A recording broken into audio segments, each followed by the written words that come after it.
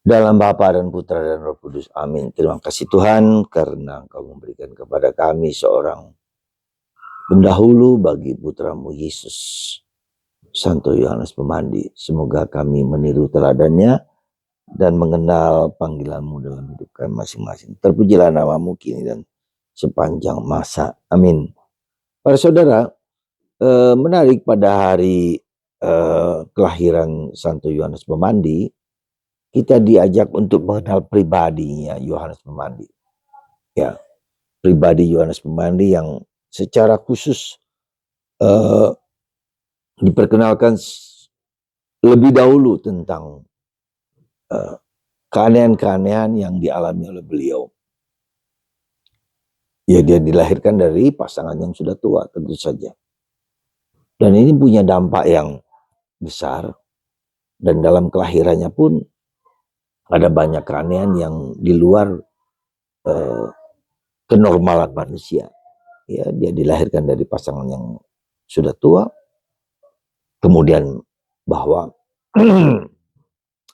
orang tuanya si Zakaria bisu tuli yang harus diberi nama Zakaria, tetapi kemudian ibunya meminta dia memberi nama Yohanes, dan si Zakaria juga menulis nama Yohanes kepada Yohanes Pemandi.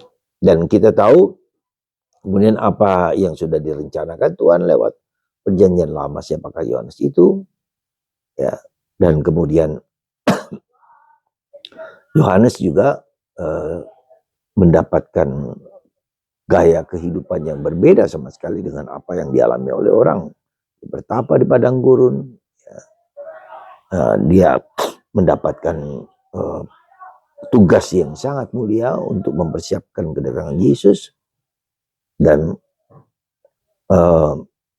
dia mempunyai keberanian yang luar biasa dengan mengkritik para dan raja, dan akhirnya dia dihukum mati, menjadi martir.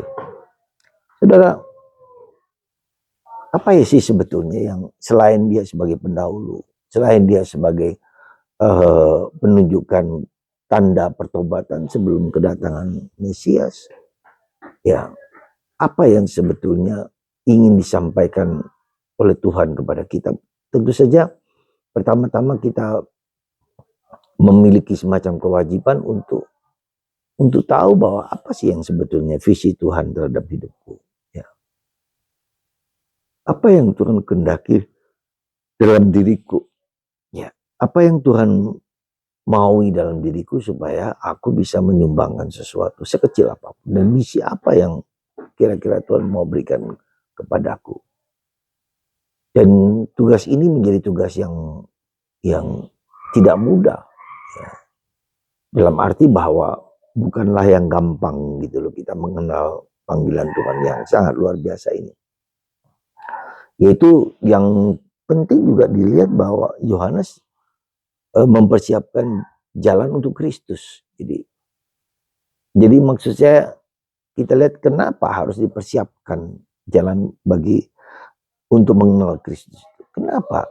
Jadi ini suatu bagian yang sangat sentral bagi kita, bagaimana Kristus itu menjadi fokus, harus dipersiapkan.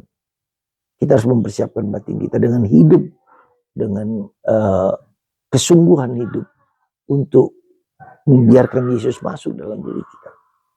Saya kira itu yang harus kita sadari sebagai orang Katolik, yaitu bagaimana kita mempersiapkan kedatangan Yesus dalam hidupku.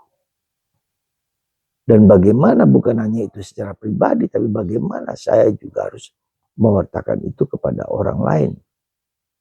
Supaya Kristus sungguh-sungguh hidup dan tinggal dalam diri kita.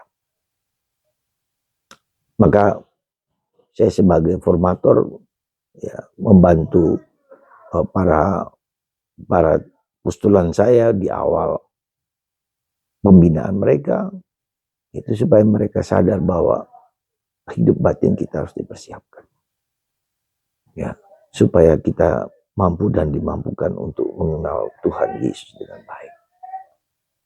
Dengan cara apa? Ya tentu saja dengan cara yang bagaimana sebagai selayaknya seorang formator, seorang formandi, seorang pendidik, seorang murid Yesus. Ya, sehingga mereka tahu panggilan hidup mereka. Sehingga mereka tahu apa yang harus mereka jalankan. Juga menjadi pemimpin yang berani, ya, pemimpin yang gagah perkasa. Ya, seperti halnya bagaimana Yesus mempersiapkan murid-muridnya.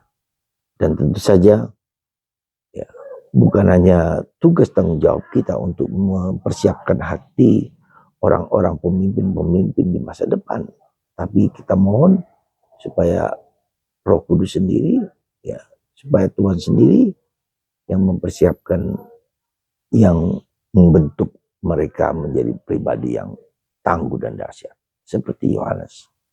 Tuhan memberkati Anda semua dalam nama Bapa dan Putra dan Roh Kudus. Amin.